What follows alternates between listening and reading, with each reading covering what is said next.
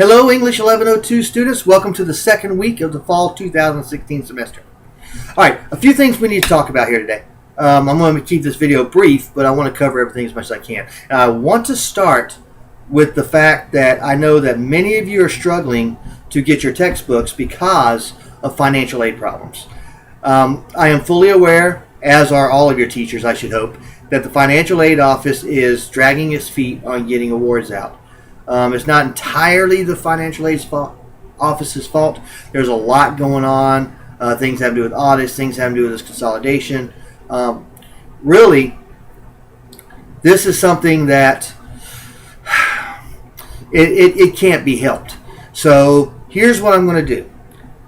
Because I am fully aware of the financial aid situation, but I still want to keep us on schedule because this is only a half a semester course. I sent all of you an email yesterday at about, I want to say about 4 o'clock in the afternoon, maybe 5 o'clock in the afternoon. I sent all of you an email with PDF links to all 5 of the short stories in the short story module. So, and the reason I did that is because I really don't think it's fair to penalize you because financial aid is not giving you your book credits yet or your awards yet. So I hope that those links will be helpful to you as you read them and try to get the assignments done. Now, the due date on that was Friday. Again, because of these financial aid problems, I've decided to push that due date back to next Sunday instead. And the reason for that is I want to start the poetry module on Monday. And we'll see what happens by the time the poetry module comes out. If I have to start publishing links to the poems as well, I'll do that. But I'm hoping it won't come to that. I'm hoping that the financial aid office will get you your rewards. So just know that the financial aid office is doing the best they can. And if you felt like you were the only person having problems getting your award from the financial aid office, know that you are not even close to the only one. There are hundreds, if not thousands, of students that are in that same boat. This will also help those of you that might be paying out of pocket to give you a little extra time to get the books as well. As I said in my email, I'd still like for you to get the books because when you write your papers, I'd like for you to quote directly from the books instead of quoting from internet sources. However, if you can't get the books before the due date, do know that you need to quote by the page of the PDF. So if there's a 10-page PDF, you'll quote somewhere between 1 and 10. Even though, and the example I used was the yellow wallpaper, the page numbers in there are like 640 something to 650 something.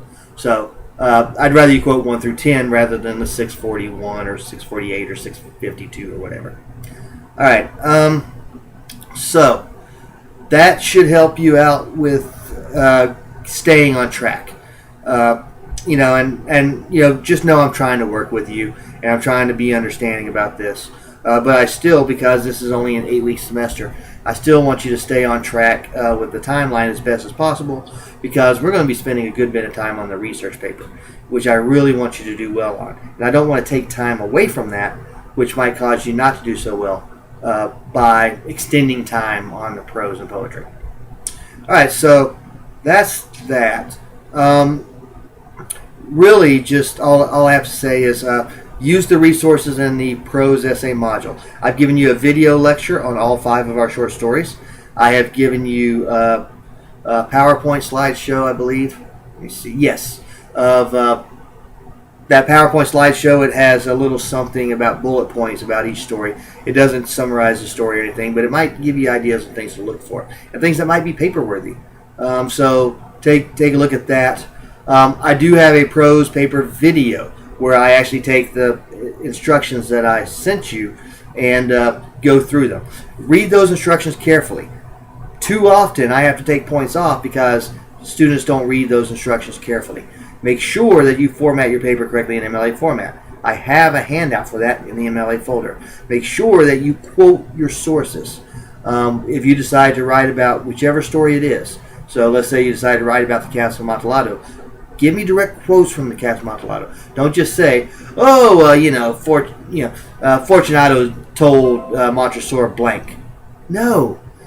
Give me the quote itself. Fortunato says, comma, quotation marks, give me the quote, quotation marks, the citation, boom, you're on your way.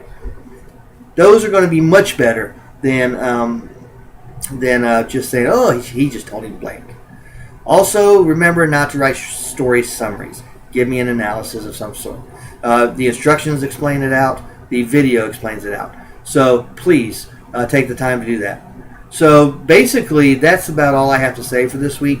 I really did pick 5 stories that I think you'll enjoy, and I think you're going to have a lot of fun with. And I look forward to seeing what your thoughts on these stories are. And on that note, I hope you have a great week. Do remember to email me or to contact me by phone, or if you're on campus, drop by my office and see me, and I will be glad to answer any questions. And until next week, have fun.